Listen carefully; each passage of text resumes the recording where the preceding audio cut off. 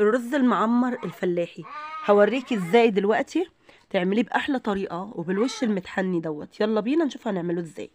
اول حاجه البرام اللي عندك، المقاس اللي انت هتعملي فيه، بتعبريه بسيب كده زي قيرتين كده من فوق من غير رز. تمام، دوت العبار بتاعه. هغسله كويس واصفيه وهبتدي ان انا احطه في البرام بتاعي. تمام.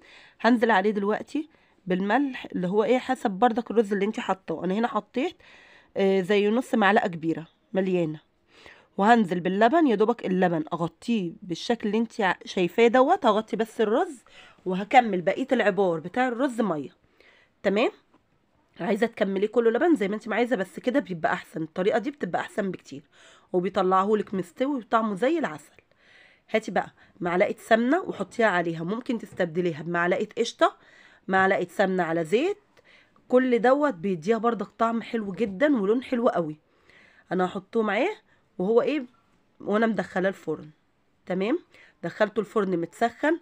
اول ما بيغلي ببتدي ان انا اهدي عليه النار وبيستوي بالشكل اللي انت شايفاه ده.